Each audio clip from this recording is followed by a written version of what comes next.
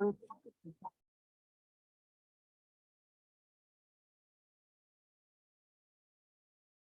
and welcome everybody. How are we all? Hello, great to see some beautiful faces. How are we doing? I'm joining from a mobile, yeah?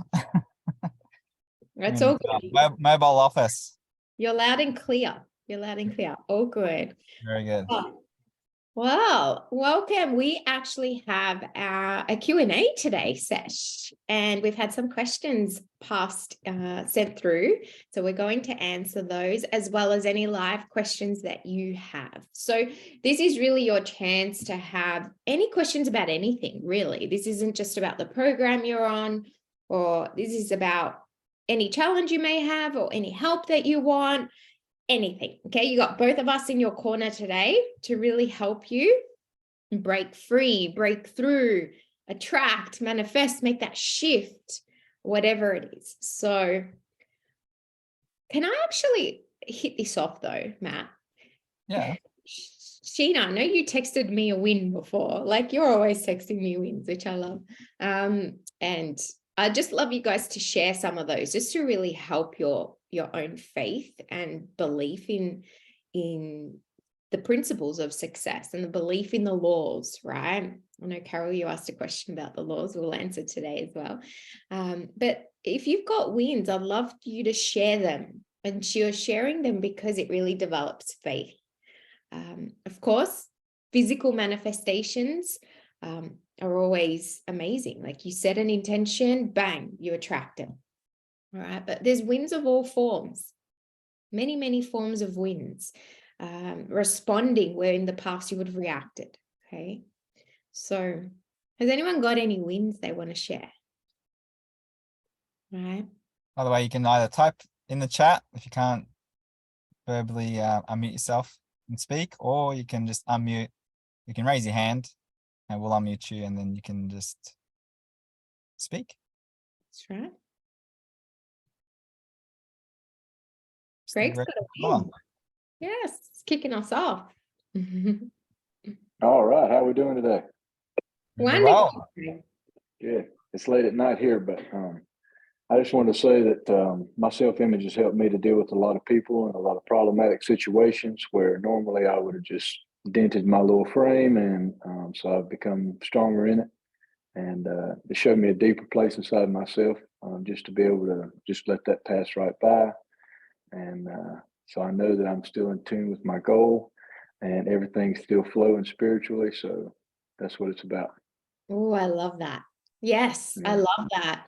See, so your self-image is really, in a sense, I guess, awakening this version of you that can respond better to the outside. So that's so good. So proud of you, Greg, you know, the effort you put in. And it wasn't that long ago that, you know, kind of really needed to get clear on a self-image, and you've been putting in the work, breaking it down. And Matt, that was only last month. It was the last Q&A we did, the monthly Q&A. There you go. And here, that's been, I think that is something worth mentioning, because it was only 1 month ago where you were stuck with that, and look at all that's unfolded in the last month. You know, all the wins you've been sharing with me and also with the group.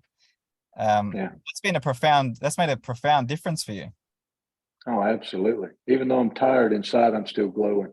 I mean, everything's good. I mean, I'm just watching stuff just fall to pieces around me, and it just seems to not affect me at all. I'm going forward, man. Everything's good. I got peace. That's so good. That's priceless. That's priceless. And that's just reminded me of Serenity, you know, by James Allen. You know, it doesn't matter what's going on outside. It's about being like that rock, that anchor that stays calm, in control, poised, serene. And that's how we're able to create a new reality, a new circumstance. We respond differently.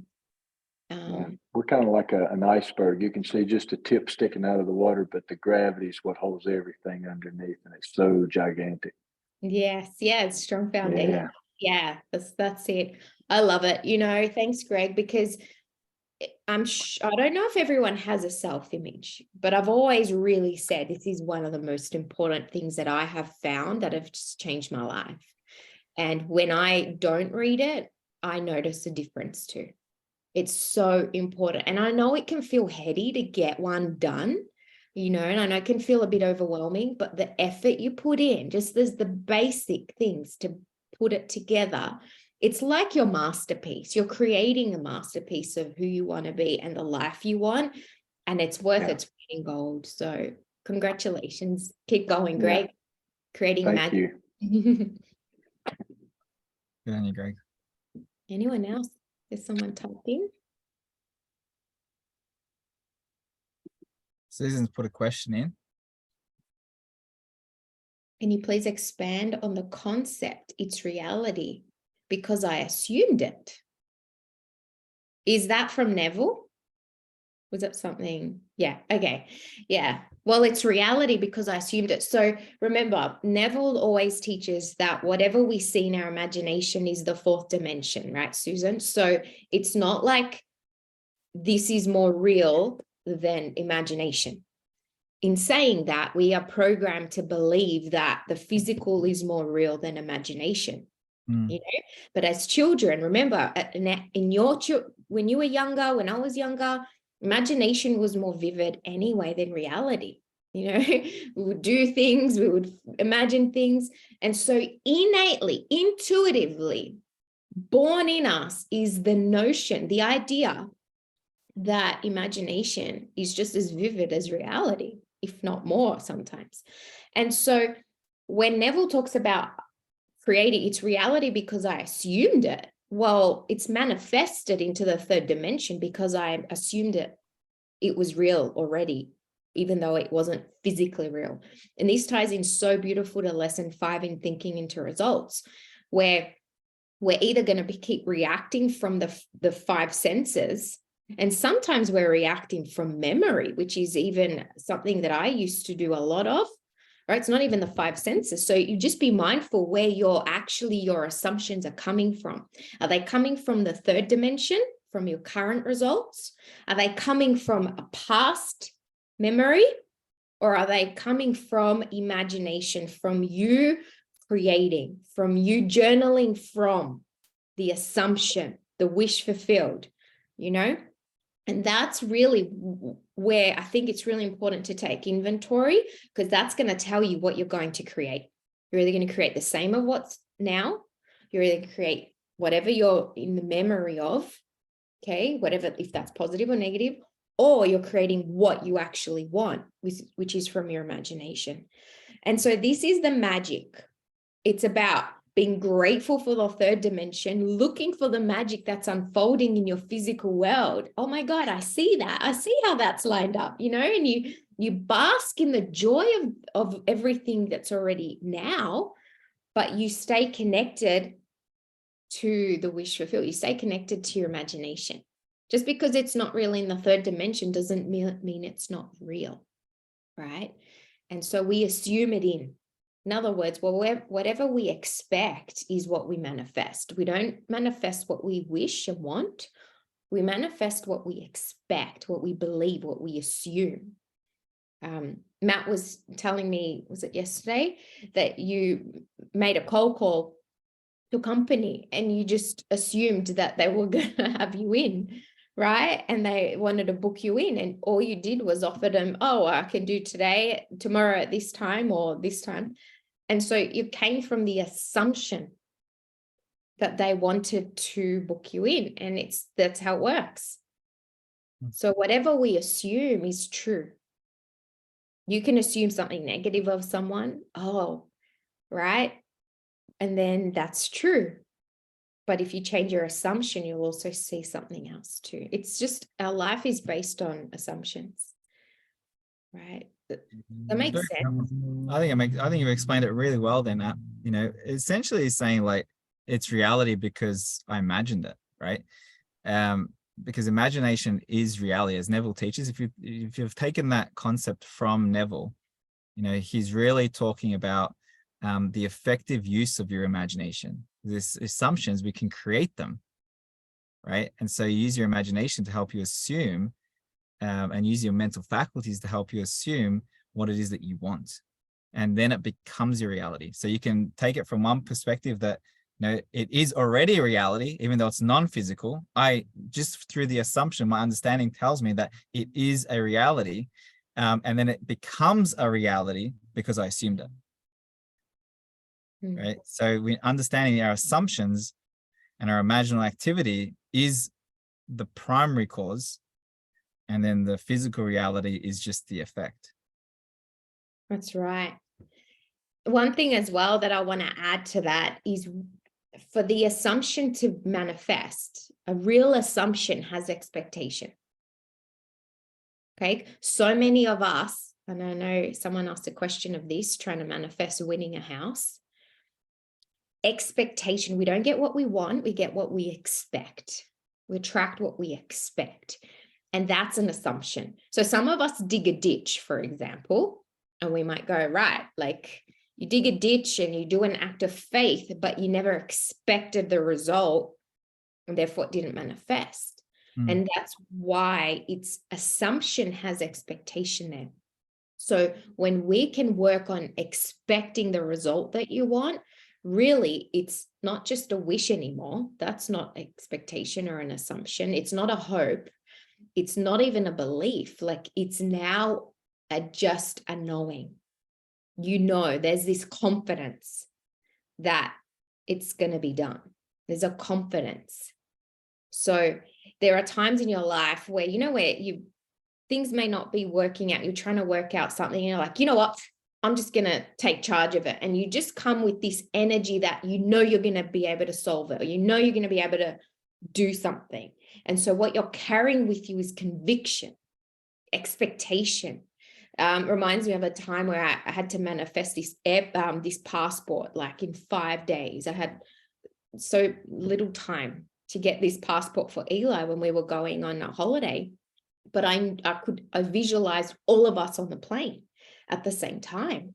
And so when I had this hunch to check his passport and he was going to be expired, I was like, oh my God, I got so little time. And I was like, right, I can do this, So there was this conviction, there was an expectation. Not only did I get the passport, I got it before. It was only a few days, But I remember the feeling, like in that moment, it was a feeling of, I'm going to get this done. That is a conviction. And that's when we attract it. Without that expectation, it stays wishful. So that's the one thing I've also learned about assumption is really it's an expectation too. You're expecting someone to behave a certain way. And that's how they behave. It's an assumption. Yes, you're right. Yes, you're right. They're an amazing person. Or yes, you're right. They're not a nice person. But it's true for you. Yes, it's hard to sell homes, or yes, it's easy right now. Whatever it is, but you can use your imagination to make a wish into a conviction. And it does take certainty and confidence as well. I was just coaching a team now, a sales team, and I was talking to them about expectation. And it brought up a few interesting conversations with the director. But anyway, so expectation, when you create an expectation or an assumption, understanding that your mind is a goal-seeking mechanism, and it will start tying in or bringing to your conscious awareness things that will connect the dots to help you receive whatever it is that you're expecting or assuming. Like, it does all that work. Expectation is very, very powerful. Okay. When you understand how your mind works. And this is why, if I'm working with salespeople, I'm working with, really, you can apply it to anything. When you wake up in the morning, ask yourself, or not even ask yourself, like, what do you expect today? What do I expect? And so you create an expectation, or you create an assumption, and then you'll start seeing opportunities throughout the day to make that happen, or to move you closer to that. It might not happen that day. So, and this is what brought up the interesting conversation, because the director said whenever he's done something like this, he was disappointed at the end of his day, right? And I said, the thing that this person done wrong, if you're disappointed, if the expectation that you're set for yourself or the intention that you set for yourself hasn't actually manifested, it's because you're attached to it. So you're gonna have this expectation with detachment. You're gonna have an assumption with detachment, expecting that it will happen. Like, not only it will happen, but it has happened. And so then you come to this feeling, this cheerful, relaxed feeling of expectation. Understanding that if you can see it here, you can assume it and expect it, then it's just a matter of time, whether it's today, whether it's tomorrow, but you have to sustain that assumption. I want to quickly read something before I bring you on, Susan. And this is actually from The Power of Assumption in The Power of Awareness. He says, the first step in renewing of the mind is desire. You must want to be different before you can begin to change yourself. Then you must make your future dream a present fact. You do this by assuming the feeling of your wish fulfilled. By desiring to be other than what you are, you can create an ideal of the person you want to be and assume that you're already that person. If this assumption is persisted in, okay, until it becomes your dominant feeling, the attainment of your ideal is inevitable. And that's the key. It's got to be persisted in until it becomes that dominant feeling. Then it's inevitable. And Susan just wrote here, so you do it through imagination? Absolutely. Yes. In other words, your image changes of whatever it was. Whatever image you had before, you now have changed the image and you're feeding this new image. It's just like cloud bursting. You see a cloud, you assume it's going to be gone. You see it gone before it's gone, and then it goes. But the minute you focus on the cloud, you see it's kind of starting to appear again. It's just the old image and a new image. Old image. Which one are you going to believe in? Which one do you want to pour your energy into? Because that's the one that's going to grow, right? Yes, assumptions change through imagination. Totally. You just want to unmute yourself, Susan. So I guess what I was trying to get at is, sometimes, that feeling that sometimes you just wake up and you just know that something that you want is going to happen. You just know. But how do you create that, like that knowing? I guess we just answered it, right? Through the feeding the image that you want. It's the image, and it's also your thought process. So you can use your, yes, you use your imagination, but you can also use your reasoning faculty to start tapping into those thoughts of, that's on that same frequency. So you can mentally persuade yourself that it's going to happen, right? So you can also use it through words, not just images, and so there's little, you might have a little mantra about expectation or about something that you want to, set as a standard for your day. And so as you guys know, I share openly, like I had that mantra about booking meetings every day. That created a expectation that booking meetings every day is simple, easy, and fun. It wasn't that way when I first started saying it, but through the process, then just the words started changing my perception of myself when it came to doing that activity, right? And so we can use words as well as imaginal images, okay? And I think they feed each other and they tie into each other, okay?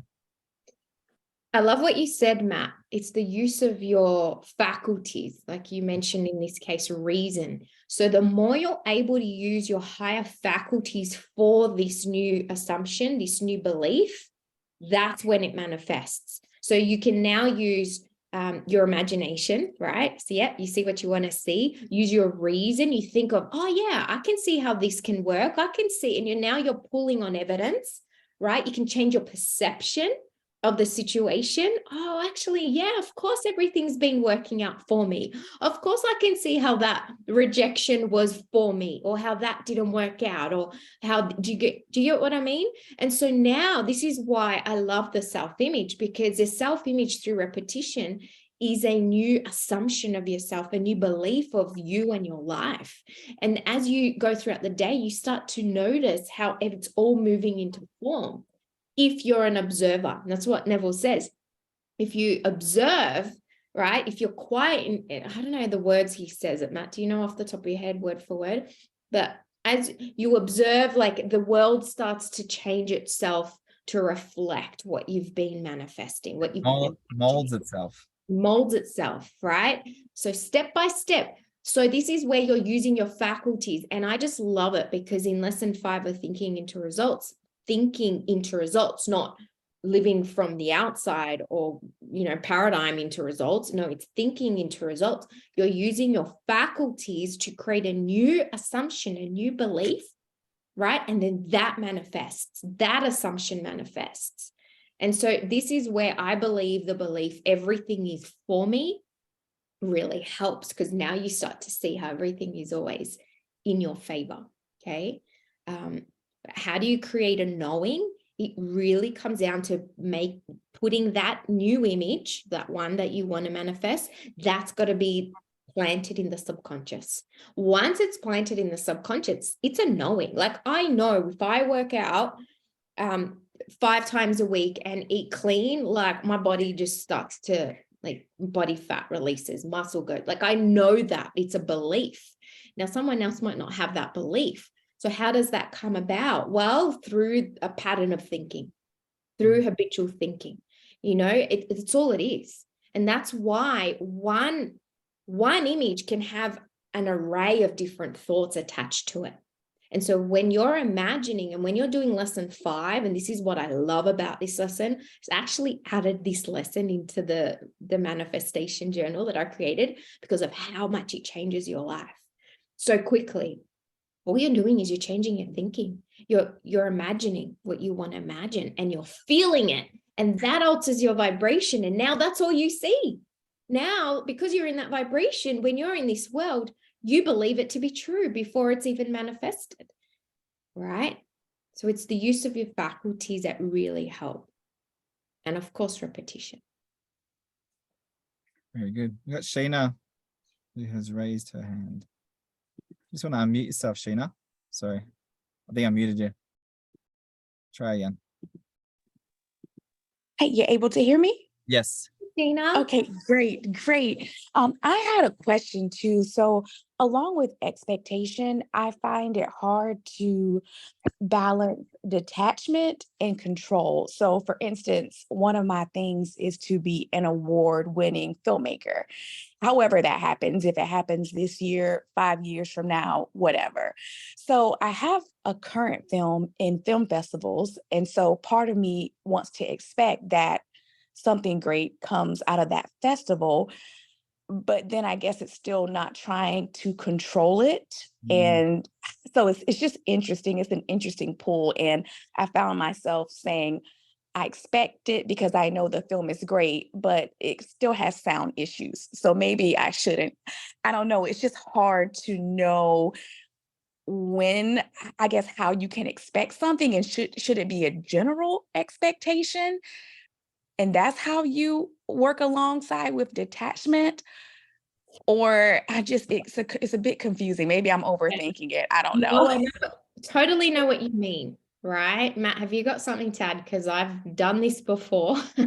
I've done it the controlling way and then I've done it the other way. And the other way is so much better. It's more divine. It's God's work, not our work, right? Yeah. So I think it sounds like you're trying to expect it, Sheena. I don't think the expectation's there yet, right? And I know you mentioned something about something to do with the sound. So what I would do is I'd have to, if there's something that was blocking that expectation, let's say, for example, with the sound, I'd start working around that, okay? And so you have to start shifting your perceptions. This is where you use your mental faculty of perception. Maybe it's not this movie. If you don't feel like it's perfect in that way, maybe you're not going to expect it, but it doesn't mean something good can't still come out of it. I loved what you said. Something good can come out of it. I would create that expectation because that's going to be much easier to expect if there's something subconscious going on where you think it's not perfect, okay, because you're actually transferring or omitting that thought of that imperfection, right? So I would just work my way around that with perception, but also keep feeding that expectation that something good will still come out of it that will lead you towards that big award that you're wanting. that you're manifesting, I should say? This is where I approach it a little differently. I focus on the end image, right? Hold the image and let go of how. So like in manifesting a partner, if you're trying to control who that person is, you put it, that's why Bob always said, don't put a face. You feel those feelings, you feel how they treat you, feel what it's like to be around them. You know, you feel maybe their hand on your body, like you feel all this in imagination, but you never try and control who it is, because you're limiting. And I think this is the mistake a lot of people make, is you're limiting and you're not letting in something more abundant, something greater, that's more divine for you. Remember, God, this power is intelligent. It knows your every desires inside out more than you can even articulate it. So therefore, when you allow divine spirit to flow and you trust, but you hold the image, that's your job. That's my job, to hold the end. And so if I'm trying to force it it has to happen in this festival, on this movie, or this person, then I'm pretty much saying, God, I know better than you, right? Okay, this power, I know you're intelligent, but I think I'm a bit more intelligent. And this is the part of letting go. And so what I would do is hold the image of this award. Like, you feel that feeling. You keep, in your mind, you keep holding that image over and over, and divine, let it happen. But your belief, knowing that you've won this award, like this is yours, and how it feels, that's where you pour all your knowing. That's where you pour all your faith. That's where you pour all of that, right? And you then I didn't get that for so long. I didn't understand how the heck you let the relationship with this power and me, but as I'm now understanding, really, the most magical things happen. Like, I couldn't have predicted Matt and I would love personal development. I didn't know that when I met him.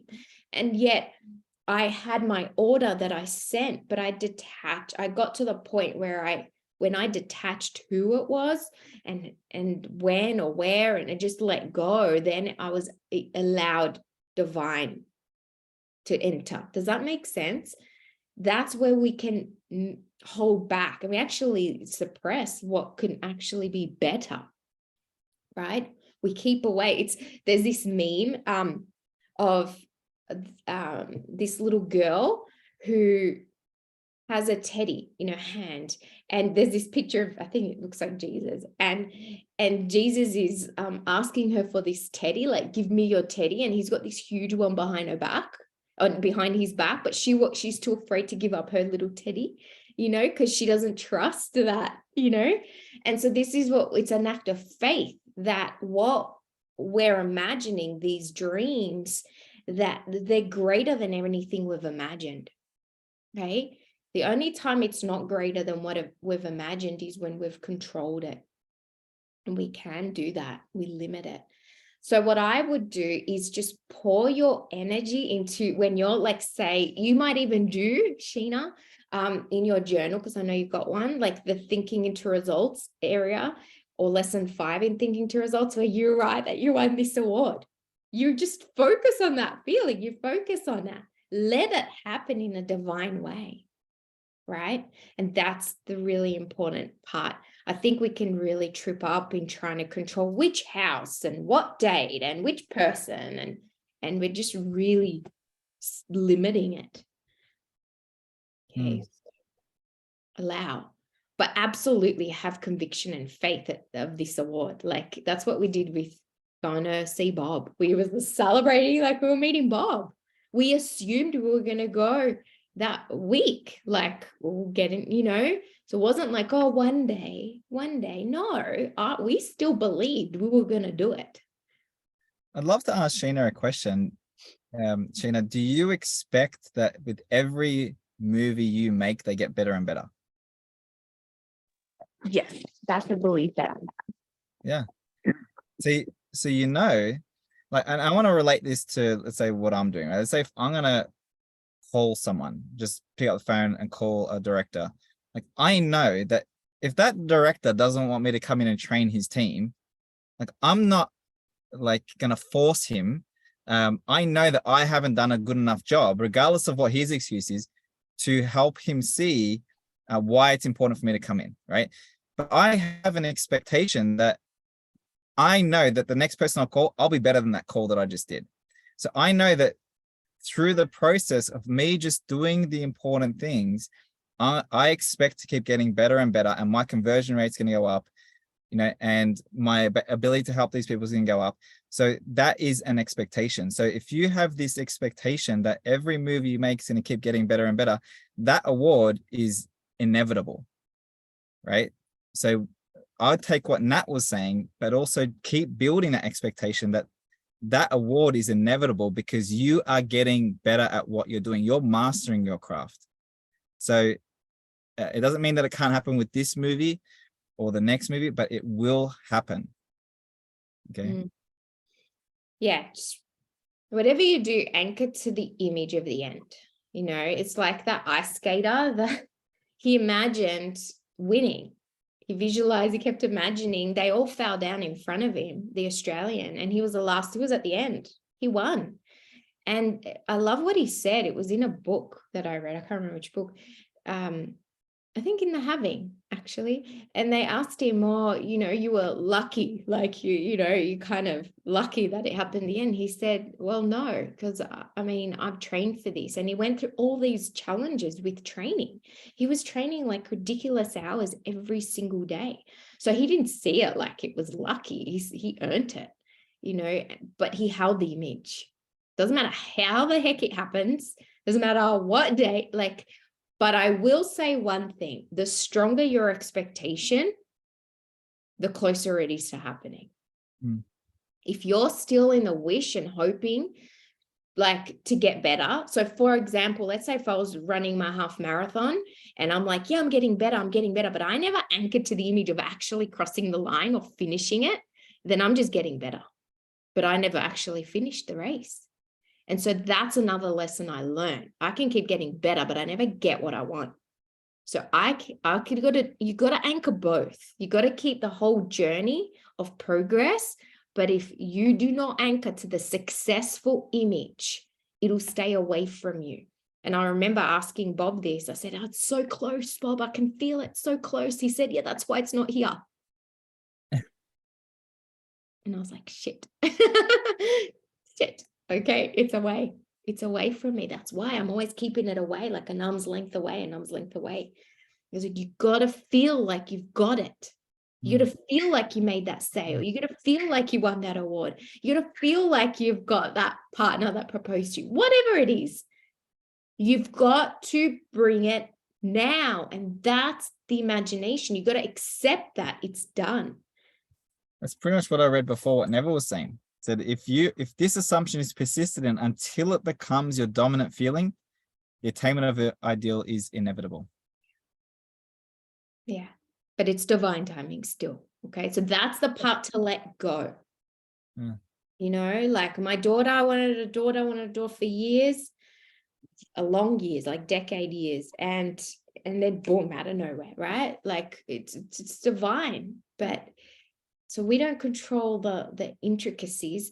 However, we can manifest it quicker through the dominant feeling, the stronger we feel it.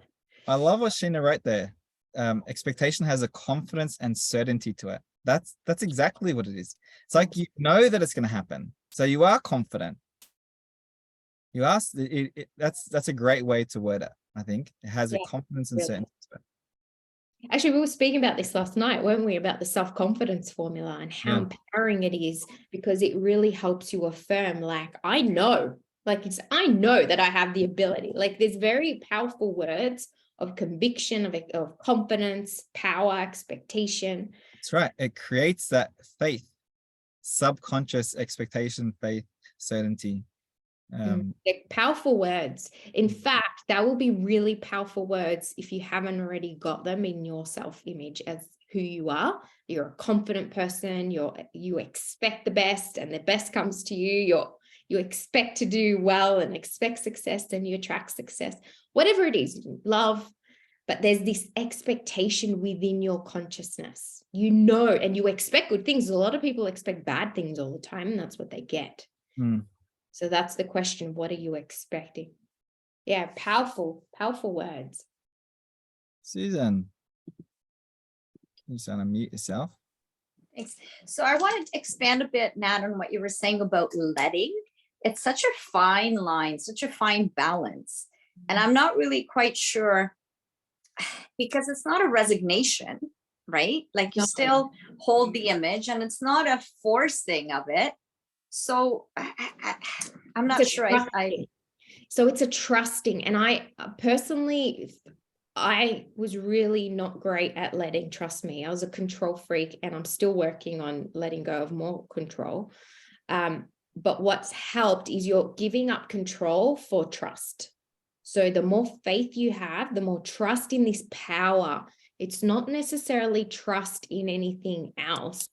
The more you develop the faith with God, whichever word you use, with this higher power, the easier it is to let go and trust.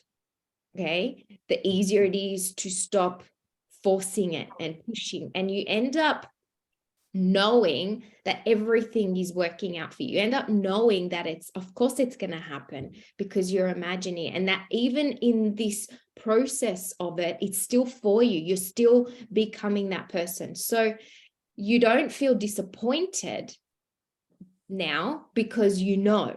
So you're just replacing control. What is control? Think about it. Is fear. It's doubt. Okay. The reason why we feel we need to control is because we're afraid of something, whatever that is. And so when you replace fear with faith, there's no need to control, is there? Now you're in the allowing. Now you're in the trusting. So my advice here is develop your faith with this power. Keep working on it. I got a devotional. Doug Dane told me about it a while ago, this Jesus devotional, and it's like Jesus talking to you. And it was an inspired writer and it's just faith. I love listening to Steve Harvey, and he's always talking about faith. His whole journey from homelessness to huge success is built on a few scriptures of the Bible that he embodied, and faith is number one. You know, gratitude is huge, because gratitude really helps you develop stronger faith. Gratitude hooks you up. So that's what I would do. Rather than trying to figure out how the fine balance is, just really work on developing more faith right now. And I promise you, you'll naturally start to replace the fear with faith. Yeah. Otherwise it's all intellectual. This process is not an intellectual process. It's like relationships are not intellectual, it's emotional, because we're emotional beings, and that's okay. So I think even just to add to what you're saying, that even just telling this high power that you're now handing it over to them, like, I've done all I can, now I'm turning it over to you, right? I actually put a Thomas Troward quote in the Academy Facebook group the other day. I'm not sure if you saw it, Susan, but I'll read it here, because I think it relates to what you're saying. It says, "Let us then do diligently, honestly, and cheerfully the work of today, not as serving a hard taskmaster, but in happy confidence, and day by day hand it over to the loving, creating Spirit, who will bring out connections we never had dreamed of and open up fresh avenues for us where we saw no way. You are the artist, and God is your honest, appreciative, and powerful dealer." So God will bring you everything. Okay. You're the artist. You create it. You know, you're doing the work, but God will bring you everything that you need. The connections, the people, conditions, circumstances. So you can actually just say, look, I've done what I could do. Now I'm handing it over to you. Okay? So you're working together with this power. Otherwise, the burden's all on you. Right? And God can only express himself with and through us. So we got to put in and do the work. And it's this beautiful co-creation. You know, it's something you're doing together. It's a dance. It's like this interwoven dance where you trust this power to do its thing, you do your thing. Now, some key words here to remember is that we stay in thanksgiving, like true blessing, thanksgiving, joyful expectation. Okay, so we're thankful and in joyful expectation. So we're not complaining, we're not moaning, we're not grunting, we're not forcing, none of that. So we do our bit, we show up, we do our very best with our attitude, with our imaginings, with our service, you know, coming from this abundant energy, and we let go. Okay, we let go.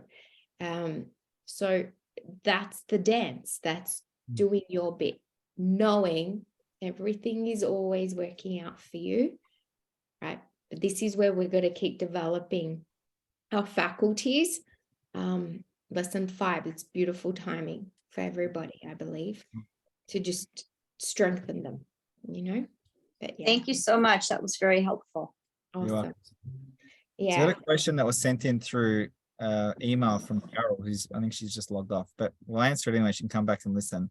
So she said, could you please explain where the laws come from? There are so many laws, universal, 11 forgotten laws. The 10 commandments, we know where these came from, but except for the law of gravity, these were the only ones I grew up with for 70 years until Bob came along. Thank you. So would you like to answer that now? Yeah, look, the thing with the laws, I mean, think about this. Gravity is a law, but it's only applicable to Earth. You go beyond Earth and there's no gravity, at least in what we've experienced. So it's observation. Like we observe these connections and there's laws. So like for me, I'll be honest with you, one of the things that I've really lately, I'm like, this is a law of success that I've heard it, but gratitude is a law of success. Like without gratitude, we cannot really become prosperous. Now, I know it's not written, I know it's in the science of getting rich, but it's not written as like, right, these are the 7 universal laws, and then there's gratitude. Because there's laws, primary laws, as Bob would always say, they're the universal laws, and then there's subset laws. So these are people that have observed, like Einstein observed this apple. Okay, wow, whatever we drop falls. That's how they're made. That's why there's going to keep more and more people are going to come up with laws through observation. Law of assumption, and then there's the law of cause and effect, law of vibration. Can you share, Matt, because you looked up this as well yesterday to go deeper, how there's a couple of theories with laws as well, and they both seem to be true. Yeah. Well, before we do that, I just want to say, like what Nat was saying, observation is the way we can, it's through seeing patterns. You see patterns of, when I do this and when I do this, then this happens. But when other people do this and this, then it happens as well. So you start seeing patterns. So it's through observation that we can, come up with these things, or people, form theories and philosophies and stuff. Yeah, but also someone might download the information. So there is a higher intelligence that people can actually download information from. Okay, so they actually download that information from this higher intelligence, but then might not be readily accepted by the general population. But then people start taking that information that has been downloaded and seeing it apply. Maybe scientists might look and observe, and okay, is this true? Where does it fit? And through this constant observation over, hundreds of years, they start seeing that this is actually a law. This is reoccurring. This is something that, like gravity, that if I drop this phone, that's going down. Like that is not something that we even question anymore, because it's just, it's been proven. Doesn't matter if you're big, heavy, light, it doesn't matter. The feather will go down too. Okay. That is a law. So, I think it's really simply put, it's through patterns, observation, but also downloading that information and then proving it, right? Science can prove it. And there's obviously theology and philosophies and things like that. So, yeah. And what's interesting is in looking, if you look at it closely, there's theories that even the laws are changing as our universe changes. So it's like an expansion. As we keep expanding, then there's more awareness of a new law, a new connection of something, a new pattern. And of course, Bob taught us the 7 primary laws, the law of vibration, the law of cause and effect, the law of perpetual transmutation, the law of polarity. What's the other ones, Matt? The 7. Law of, what's the word? Relativity, So Rhythm. Law of rhythm as well. So these are like the main primary, they're beyond world laws. Like that's beyond earth, right? Law of vibration is still applicable to beyond earth. And what these are, the more you understand the universal law, the easier it is.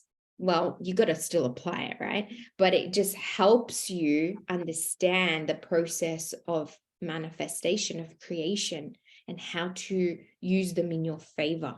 Okay, law of assumption is another one, right? That Neville always talks about. So it's just there's a book, The Kabbalion. I'm not sure if you guys have got it. The Kabbalion is the Hermetics. I think Bob actually got a lot of his laws from that, from the Hermetics there. So the Kabbalion might be something that if anyone wants to look at some more older texts and stuff, might be something you might be interested in. Yeah. And really, it's just when you follow this happens. That's kind of that law. Okay. Carol's got another question, Natalia. It seems to me that the goal card is the secret. Is that right? I've seen it suggested a few times lately. Well, here's the interesting thing. This was my observation. I totally believe that. I was like, oh my God, you have a goal card. And then I started to realize there's people that haven't had a goal card and they've manifested things. Like, However, there seems to be a pattern of writing it down, like you made this intention, like this is what I'm going to do. And it's really almost like a declaration, right? So the thing with the goal card, what I love is it's the repetition. So I use sticky notes, but not necessarily a goal card, because I'll be honest with you, I tend to lose them all the time. So, but Matt, you've got your goal card. It's really anchoring back to that image over and over. So it helps you come back to seeing what you want to see in your imagination. It comes back to you remembering something, remembering what your goal is, remembering what you declared that your new habit is, or whatever it is. So it's a reminder. It's a reminder. And it's done through suggestion, repetition. You're using auto suggestion, self-suggestion, and that's what plants that image in your subconscious mind. So for me personally, I write my goal in my journal, my manifestation, I just write at the top of the page, right? So I write it in there. So once again, just the act of giving it attention. And then the good thing, I think, with the goal card is just throughout the day, it's just an easy reminder. You could just as easily have a sticky note on your car, your steering wheel of your car. You could put the goal card. It doesn't matter, but what would help you connect and stay fused with your goal? And that's the key right there. So it's not necessarily the goal card. The goal card is a tool that you can use to help you to implant that image on a subconscious level. So the secret is really getting that image on a subconscious level. That can happen through repetition. So the goal card is something that helps with that. Right. So, but I know Bob does say in the You're Born Rich seminar, the old one that he did in the 80s, that the goal card was the secret in Think and Grow Rich. I don't agree with that, but it's just really the goal card helps you alter your consciousness, helps you alter that image on a subconscious level. I think Bob would agree with that too. Yeah, Anyway. Absolutely. So we're using tools here. So everything is just, you got tools in your tool belt. Shift your perception. Remember your goal. Reading your self-image, same thing. Like I can say, oh my God, self-image is everything, but really it's a tool. So maybe time for one last question here. It was sent in from Ash. He said, so he did, sorry, okay. So we didn't win the house, even though we actually thought we would. I'm not upset, but a little disappointed. We went to most of the opens every week and walked around like it was ours, feeling like we were home. We changed our Google Maps home address so there to there, so it always took me there after work every day. Sat out front and imagined turning the knob, walking in, etc. I visualized sleeping in the bed at night and screaming into the phone saying I knew I'd win when they called me, and even sending the link to you guys to show you. Long story short, I actually felt we already had it, but something else was missing. Maybe gratitude or not letting go. Maybe we didn't have enough faith. How do I know? I think this lesson could be useful for others, for other areas of my life. That's an interesting one. It's so funny because I think of recently there was a house that was being given away, like a multi-million-dollar house in our area. This TV crew built it over weeks, and anyway, they gave it away, and the person who won it forgot that they were even in the raffle. It's not like they went to the house. They didn't even, by the sounds of it, I don't know if they followed even the TV show. And so you think, well, how did that happen? The interesting thing was, in that example, that person that won it actually was in hardship, and they lost their business and they didn't know where their next dollars were going to come from. So it was divine. It was just amazing how it all panned out. I think in this case, to be honest, intuitively, Ash, it was a huge will of hope and wishing, and you felt it and you fused with it in imagination. But the fact that you felt disappointed, and this is always a clue, that meant that there was attachment. Okay, if we feel disappointed that something did happen or didn't happen, then there's an element of not having faith, not trusting, or knowing that really, if you did believe it to be true, what I would focus on is the house, how it happened. Really let that go. One other thing that comes to mind is when we focus on winning something, often it's because at a subconscious level, we don't feel we can earn it ourselves. And so that's kind of like this subconscious belief as well. That could be playing up, that could be coming up. And so we think the only way to get something is through luck. Okay, doesn't mean you can't do that. I know Neville spoke about the horse racing and all of that. And really, it was just about a knowing. It was an expectation. Okay, so that's what I feel was missing, is just the expectation, the knowing. Because if you did have it, you wouldn't be disappointed with anything. Okay. There's a big difference between the expectation and wanting it, or so I think of the digging the ditches. They talk about digging the ditches. So what did you actually do on a physical level to prepare for it? There's another thing. Changed his address by the looks of it, right? On Google Maps. Yes. Yes. Okay. Is that really That's digging right. the ditches though?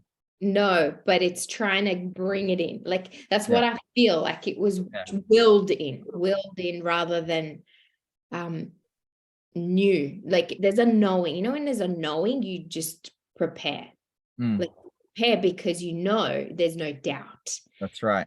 That's what I mean by that expectation, right? So going back to that expectation, so you actually prepare for it.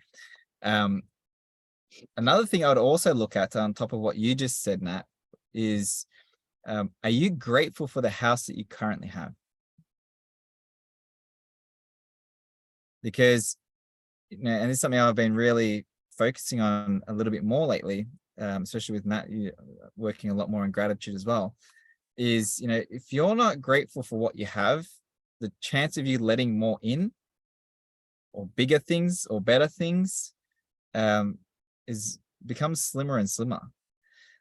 If someone is, for example, not treating their house right, or they're not keeping it tidy, not maintaining it, or they're struggling to maintain it, but they want this bigger home that's actually going to require more money to maintain, more money to upkeep. And well, you know, they're trying to put more on their plate than they can't actually even handle what's currently on their plate. So you come to this place of, okay, am I in this state of gratitude for what I currently have? And am I prepared to take on more, even if it is winning it, right? So I'd even look into that as well, you know? Yeah, absolutely.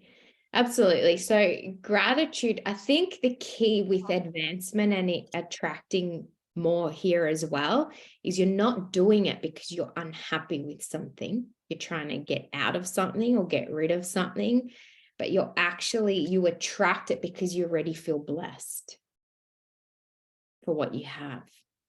And so it really is a magnetization to the blessing energy that you're putting out. So gratitude would still be a huge one to keep working on. Yeah. Gratitude for all that you have. I think one of the biggest things that as human beings, because of the human in us, is that we want things, and there are things we're just really not happy with right now. And so often it's so much easier to focus on what you want than to feel grateful for what you have.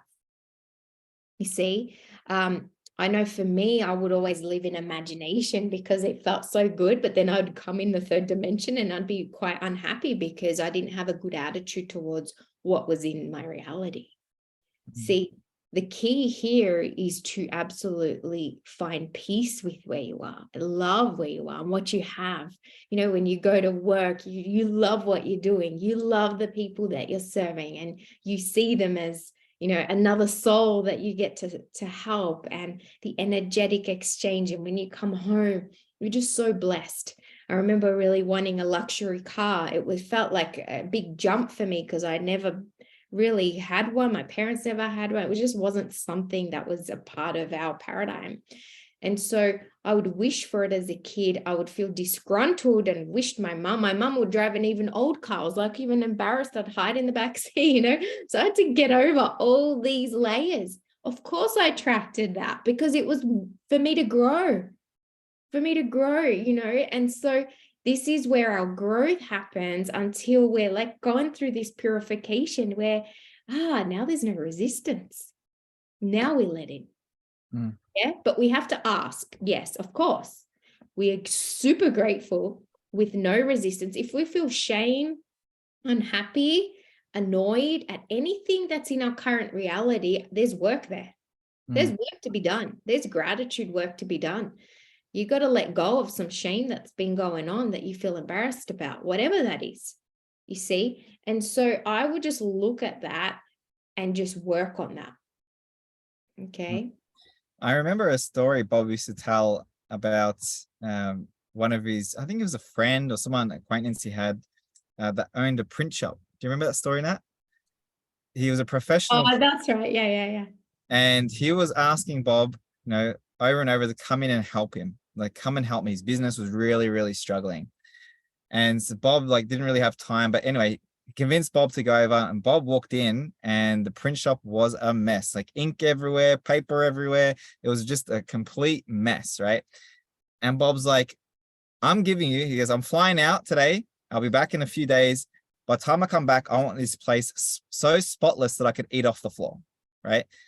And he's like, what are you talking about? Like, he didn't understand why Bob told him to do that. And he cleaned it up, and Bob went back, and then his business picked up. His business transformed, right? Now, why is that? Like, if he was struggling with business, if his business was not growing and he was not able to even keep that environment tidy and even open to bringing more business in, like, he's blocking what he wants. So by creating that order he had to create the order in his mind first, but he created that order and a space that allowed more to come in as well. Right. So that just comes to mind as I heard you there speaking that and helping Ash with his question. And that might be able to help you as well. Okay, we got to take care of what we've already got. We're going to be grateful for what we've already got as well, to allow bigger and better things to keep coming into our life. Yes. And remembering the key, I love this. We have not because we ask not, right? Or you have not because you ask not. It's a line in the Bible. So it's asking for what you want. You ask for the home, you ask for the partner, or whatever it is that you're dreaming of. It's come to you for a reason. But you absolutely work on loving and blessing where you are right now. Okay, remember the law of complaint, like the complaining is a law of decrease. There's another law out there, decrease. You're going backwards in life. And then gratitude is a law of increase. You're improving your life. All right. So this is where we stay in harmony with the law, working in harmony with the law, manifesting what we want. Yes, absolutely. But just another final note is repetition will help plant that image in your subconscious mind. Okay, so until it becomes an expectation, a knowing. You now know it. You've imagined it so many times. It's fixed there. Okay. Very good. All righty. Great way to wrap us up. I want to thank you all for joining us. Thank you for your questions and your comments and your input. We appreciate you all and look forward to seeing you again soon. Absolutely. Take care, everyone. Mwah, much love. Bye for now.